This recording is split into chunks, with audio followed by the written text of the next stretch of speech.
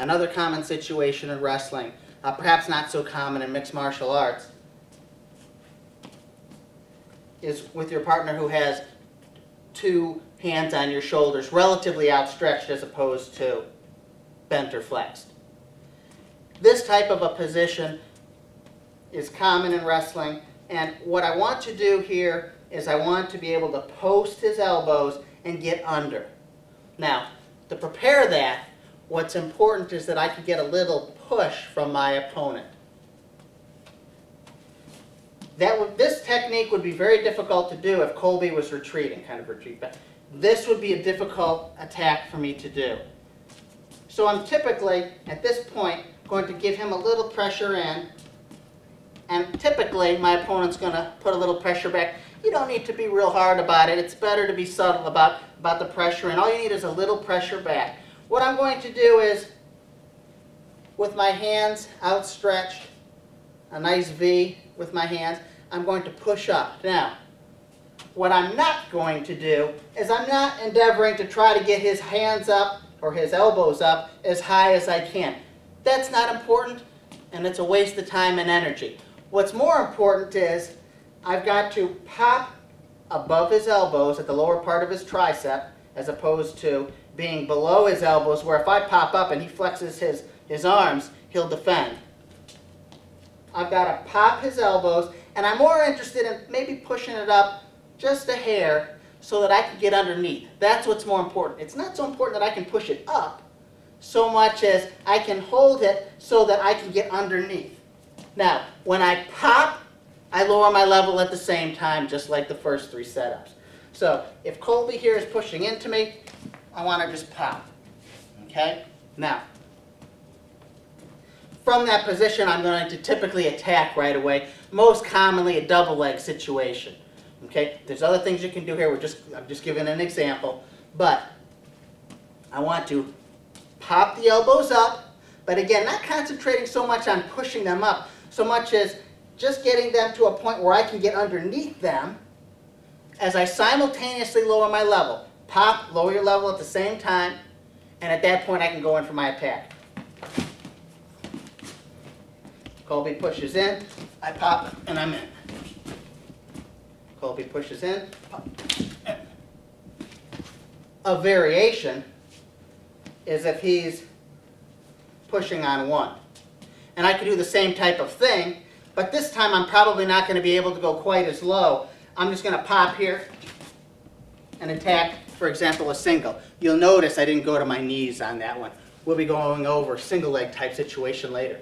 But I just want to get it across the notion that you can do it with one arm too. You'll notice too, for future reference, I want to put my head right here when I'm attacking in the single leg situation. We'll be going over that in much more depth.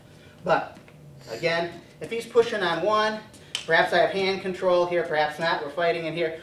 I got to get him to slightly push into me. When I pop, I'm not pushing it up so high, that's not my point. I just want to get it up enough so that I can get underneath it. And then I'm going to attack. Again, he's pushing in. Another variation,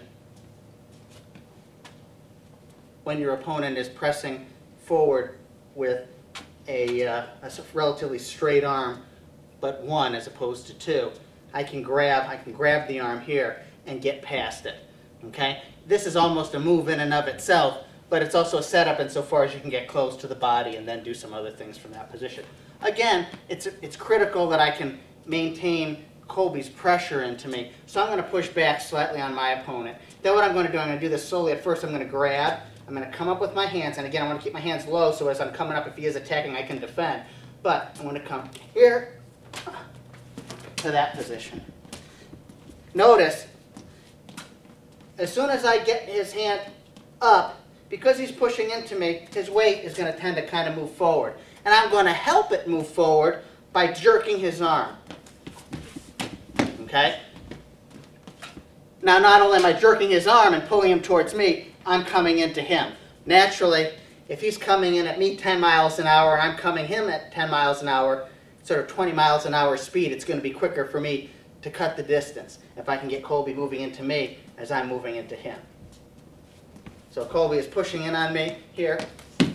and I grab, okay? Just trying to get to the body at this point. There's many things when we go over throws and such we can do from that type of position. But again, this is a way of getting in. Once more. Colby's pushing in on me. I kind of feel him pushing back. I'm going to grab and I'm going to go. The next setup is going to be a double arm chop. In this situation, Colby is pushing against me, but his arms are more flexed, which is actually a better position for him to be in. This actually is generally a fairly unfavorable position to be in for him. And generally speaking, this is not a position you want to be approaching your opponent in. That is from Colby's position.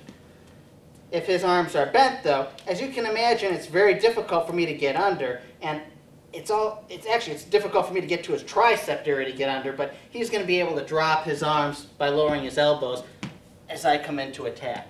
So it's not going to make sense for me to try to get under, at least initially. What I am going to do is I'm going to pop his arms down. Okay, now, where am I going to do that? I'm going to tend to try to do that just slightly below the crook of his elbows here. I'm going to hit hard. Simultaneously, I'm going to be lowering my level.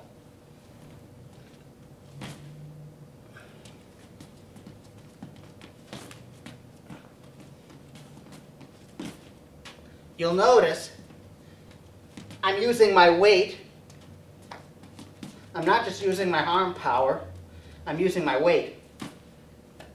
And so as I'm coming down, while I am pulling my arms down, I've got my weight coming down as well, which will give me more power.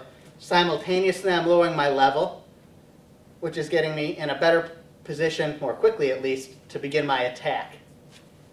You'll notice too, especially if I get Colby pushing on me, as I snap him down, he also begins to break his balance and leans forward a little. And that's my opportunity to attack. So I snap down, and I attack. Simultaneously lowering my level, so I might be pushing in here, or hand fighting, trying to get these blocking, down, in.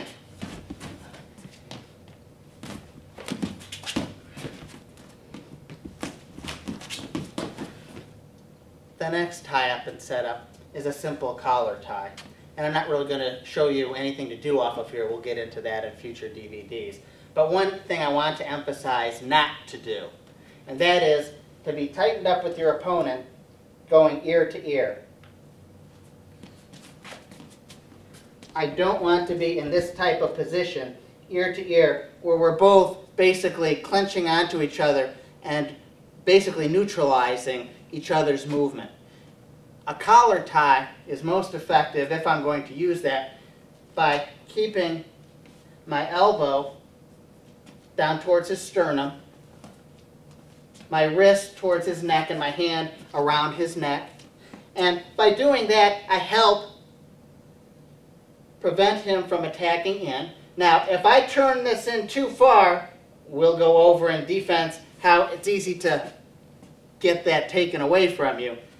So I can't be going over too far. At the same time, I don't want to be too far over this way because I'm susceptible to a high crotch. This way. So there's some point in here which you just simply have to work this and feel comfortable and develop a sense of for yourself where you can hold your own in that position without getting your arm taken this way or that way. And that's more working this and getting experience with it. But stick to that notion that you're trying to keep your elbow down here, your arm up towards your opponent's chest, your forearm that is, so that you're being able to block him from moving in, and you have some sensitivity to the direction he's trying to take you in, as well as it gives you some push power to try to manipulate him. Naturally, if I have a collar tie, my preference would be not to let my opponent have a collar tie and for me to get inside control, either with my hand and thumb or just blocking here. And again, depending upon what you're trying to do, offensively or defensively, which we'll go over later, you have options for both. So my preference would be not to let him get a collar tie. Of course, he's going to try, and in all likelihood, if I've got a collar tie and he's good, he's successful in getting a collar tie on me. We want to keep our heads, though, in front of each other. Both of us will be able to do more activity and be able to initiate more attacks this way. Don't get in the habit of just dancing in here. There are things I will show in defense how to get out of this, but reality is you're both pretty much clamped up here, at least in terms of wrestling type techniques. The next position is double inside control. All things being equal, I want inside control as opposed to having my opponent get inside control and me being outside. And if you can distinguish the difference between my inside control here and Colby having, quote, outside control here versus Colby having inside control and me having outside control, he is in much more favorable position because he's inside my arms. Now, the main thing I want to get across here is it's important to keep your elbows in. I don't want my elbows out. I want my elbows in. I want my level fairly low. I don't want to be walking into my opponent like this. I want my level fairly low. And then you have to make a choice. And again, it depends upon what we're trying to do, which we'll discuss in future videos. But I can grab my opponent's arm like this and use my thumbs. There are also times where it's more effective for me to have no thumbs. And there will be some positions in future DVDs where I'll have no thumbs when I'm going to make an attack, and some where I'll want my thumbs grabbing my opponent's arm. So you need to practice it both ways, and both ways are important depending upon various situations, which we won't get into now.